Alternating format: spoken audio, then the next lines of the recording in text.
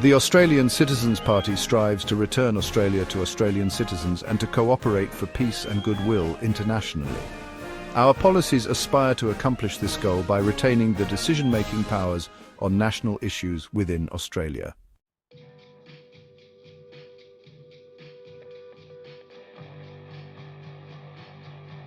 Return to independent foreign policy. End Australia's foreign policy subservience to the USA and UK by asserting an independent foreign policy in Australia's national interest.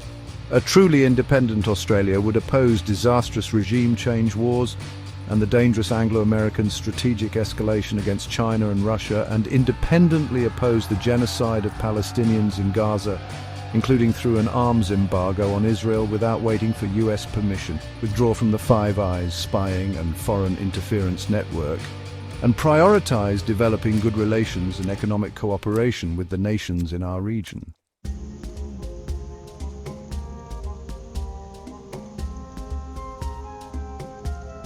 No war with China, going along with dangerous US provocations against our largest trading partner that risk war is contrary to Australia's national interest. Withdraw from the military arrangements and international partnerships locking Australia into the USA and UK's agenda to confront China, and prioritise diplomacy to resolve tensions respectfully, starting with reiterating Australia's One China policy applied to the People's Republic of China since 1972.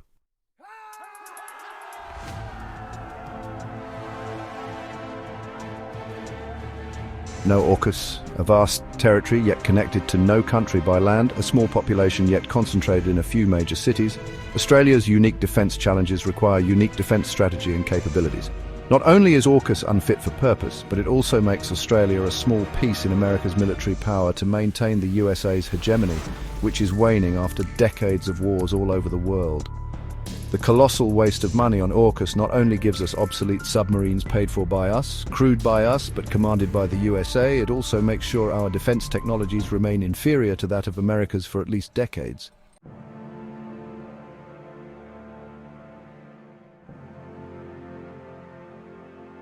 War powers reform. Only Parliament declares war. Australia must learn from the mistakes of following the United States and Britain into one failed war after another, which, except for World War II, were not our business and not in our national interest.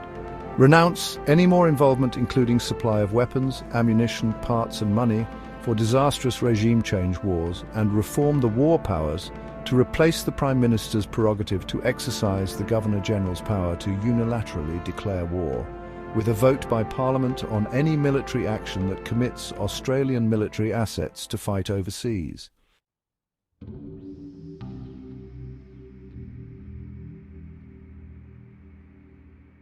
An Australian Republic. The ACP supports Australia becoming a republic, with executive government directly accountable to the people. With its current constitutional arrangements, established by an Act of Britain's Parliament, Australia has never truly been a sovereign country, and no Australians, including First Nations Australians, are truly sovereign. Becoming a republic through a considered, deliberative process in which all Australians of all heritages, First Nations, White Anglo-Saxon and immigrant, have input would allow all Australians to share equal ownership of their nation.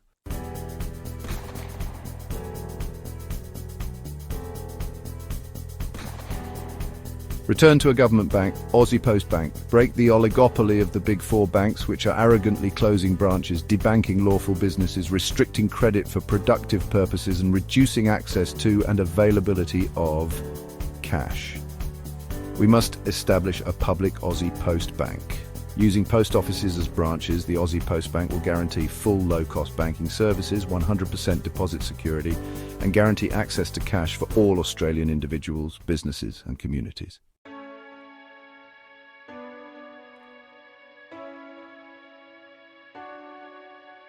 Aussie Post Bank to invest in Australia's infrastructure. The public Aussie Post Bank will allow local, state and federal governments to borrow from Australians for infrastructure projects that build Australia and create jobs, ending Australia's reliance on foreign borrowing, asset recycling, privatisation and expensive public-private partnerships. The public bank will enable Australia to again embark on transformative nation-building water, power, communications and transportation infrastructure projects. in the spirit of the Snowy Mountains scheme, which will develop and support industries and economic opportunities and spark a population boom in regional Australia.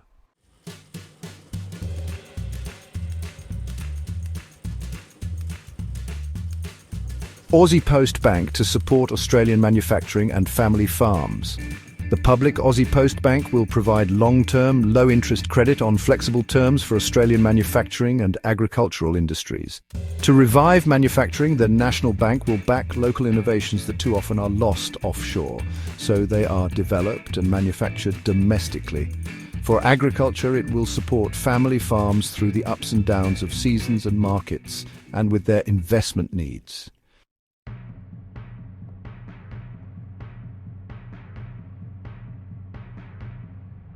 Protect homeowners and farmers from mass evictions. As of June 2024, more than 1.6 million Australians, or 30.3% of property owners who hold a mortgage, are facing mortgage stress, according to a report by Roy Morgan, as interest rates remain the highest since 2011 on record high levels of household debt.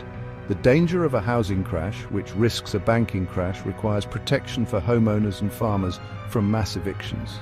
The ACP would declare a foreclosure moratorium that keeps families in their homes, while the government directs a reorganisation of failing banks, including write-downs of mortgage debt.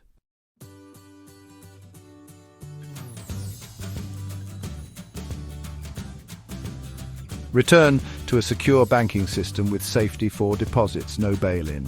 Immediately amend the Banking Act of 1959 to remove the 2018 conversion and write-off provision applying to any other instruments that could be used to seize the savings deposits of Australians to prop up failing banks. While the Australian government denies this power could be used to bail in savings deposits, it is committed to implementing the bail-in policy of the Financial Stability Board at the Bank for International Settlements in Basel, Switzerland, which explicitly does include deposits. The proposed amendment would remove all doubt.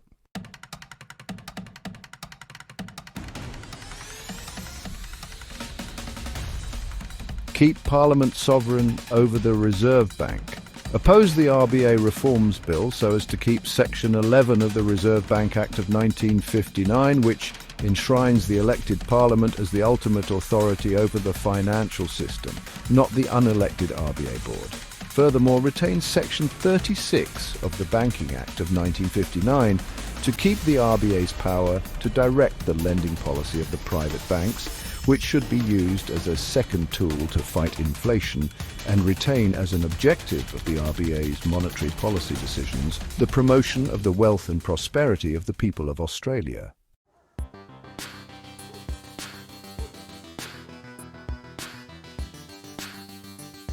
Return to proper banking service standards.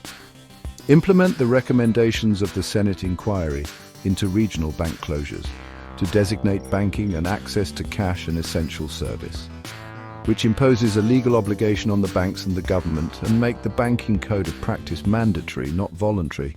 End self-regulation.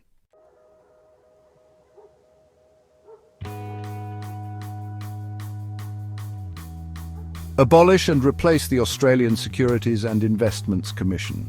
Overhaul corporate regulation currently undertaken by ASIC by implementing the recommendations of the Bragg Senate inquiry to abolish ASIC and replace it with a company's regulator and a specialised financial conduct authority. Replace ASIC's hands-off philosophy of caveat emptor, let the buyer beware, which allowed financial misconduct to flourish, with an emphasis on seller beware, enforced by criminal prosecutions of financial predators instead of token fines paid by bank shareholders.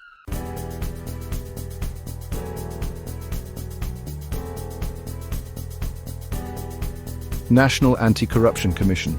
Clearly define NACC's responsibilities within the cohort of federal agencies so it cannot shirk its duty to improve integrity and governance. The decision by the NACC to not launch a fresh investigation into the robo-debt scandal brought nearly 900 complaints, many of which allege corrupt conduct or maladministration by the NACC itself. This interagency responsibility mismatch and overlap seriously undermines the public's trust in the NACC and must be fixed.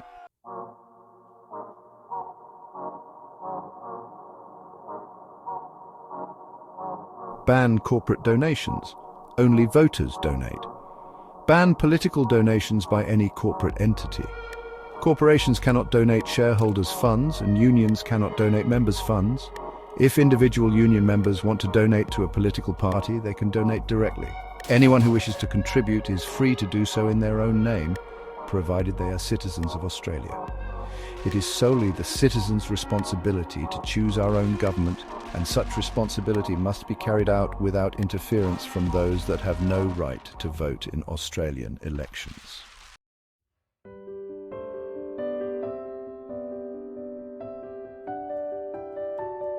Put service back into public service. Instead of hiring public servants who are genuine about serving the people, the government departments outsource too much work to expensive consultants whose priorities are more billable hours, securing more contracts, and as seen in the PwC scandal, giving unfair advantages to their corporate clients. Utilization of external expertise is necessary from time to time to enable the government to provide better services, but recruiting and retaining genuine public servants must take precedence over outsourcing.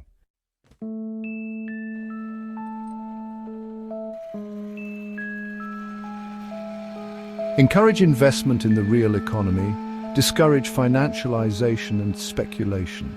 The fundamental function of the financial system is to facilitate, serve and improve the real economy, which produces real goods and services. Financialization, on the other hand, is the process of the financial system serving itself, disconnected from any purpose in the real economy. As shown by the global financial crisis 2008 caused by America's failure to rein in speculation on financial products, financialization can cause major disruption and destruction of the global economy.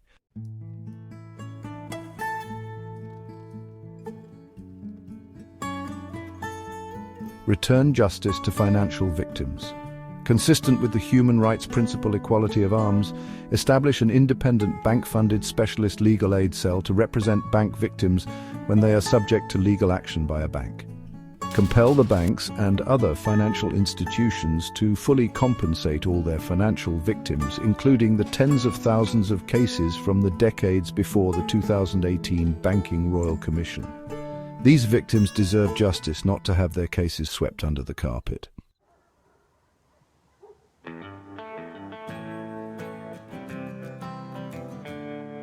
Protect whistleblowers. Transparency is critical to the health of democracy. Whistleblowers help maintain transparency by exposing wrongdoings within the system that are not always visible to the public. The prosecution of Julian Assange, war crime whistleblower David McBride, Timor-Leste bugging scandal whistleblower Witness K and his lawyer Bernard Collaery, and ATO whistleblower Richard Boyle shows gross inadequacy in our whistleblower protection law and practice.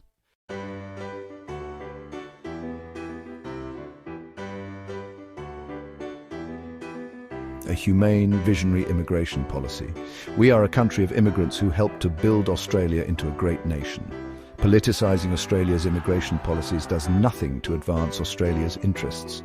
We must end the institutional mistreatment of asylum seekers and refugees. But the sustainable way forward is to help the Global South achieve real economic development through international cooperation.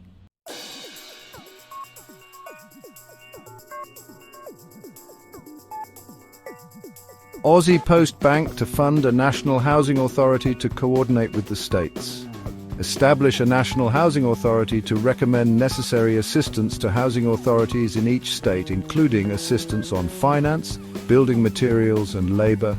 The public Aussie Post Bank will provide loans to state housing authorities at the recommendation of the National Housing Authority to develop rental properties that charge only economic rents rather than market rates.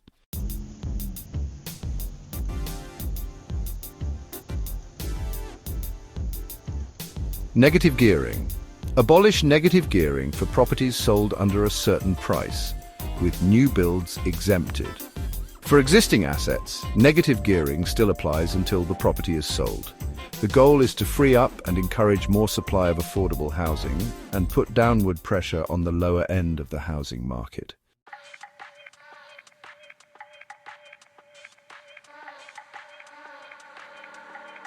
Capital gains tax. Halve the capital gains tax discount from 50% to 25% for assets sold under a certain price.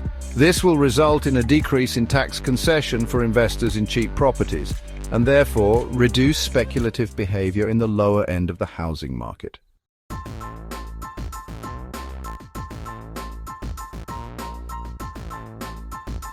Expand healthcare resources. The government's own report estimates that Australia is short about 2,460 full-time equivalent GPs, and the shortage will rise to 5,560 by 2033. Due to decades of ideologically driven under-resourcing, profiteering and outsourcing to management consultants, Australia's public healthcare system was overwhelmed even before the COVID-19 pandemic. But instead of recognizing the pandemic as a wake-up call to permanently expand healthcare resources to both meet the public health challenge and establish a much higher standard of healthcare delivery for all Australians into the future, both federal and state governments have overseen woefully inadequate responses.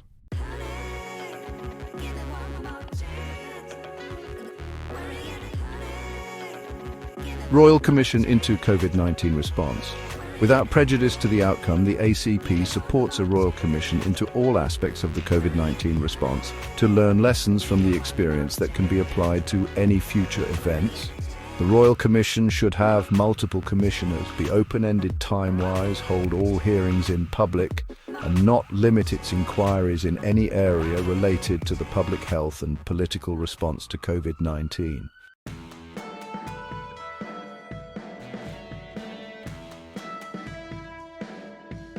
Return to state ownership of electricity. Australia had a reliable, world-leading electricity system when it was entirely government-owned, but since privatisation it has become chaotic and unreliable. The Commonwealth Government should lead the states back to public ownership. While scientists around the world have been making great advances in all forms of energy generation, storage and distribution, including nuclear energy, Australia's major parties are only interested in ideological battles.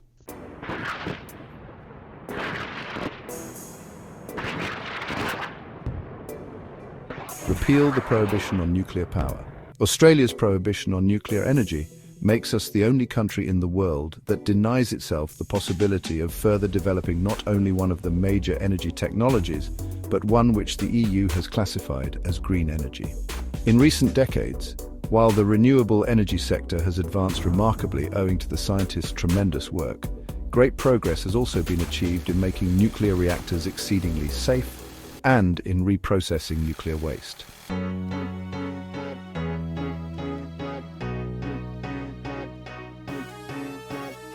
Fuel security. The Australian Citizens Party will always fight for Australia's independence to avoid being involved in meaningless wars. But you know, even wars elsewhere may impact our national food and fuel security. The world is becoming more volatile, so the need is urgent. Now, fuel importers are only required to hold baseline stocks for 27 days for petrol, 32 days for diesel, and 27 days for jet fuel. Australia needs to significantly increase the minimum stockholding obligation, so we have adequate time to find alternative solutions if we are struck by a major disruption.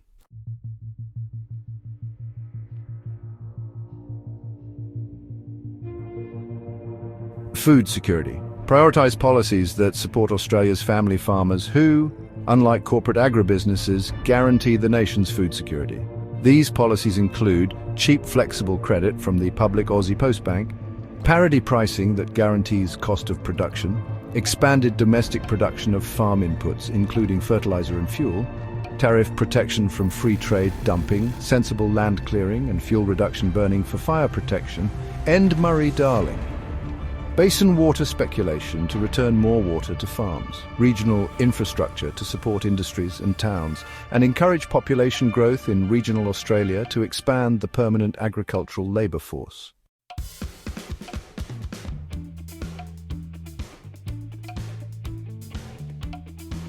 Live export. The ACP supports the live export industry, which provides affordable protein to millions of people in low-income countries. Like all industries, it should be adequately regulated so standards are maintained.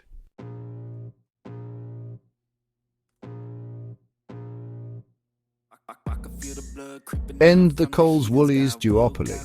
break the market dominance of the Coles-Woolworths duopoly by reforming national competition policy to encourage producers to bargain collectively to increase their bargaining power, ensure a level playing field for alternative retailers to expand their market share, and legislate divestment powers to break up the duopoly if Coles and Woolworths continue to abuse their market.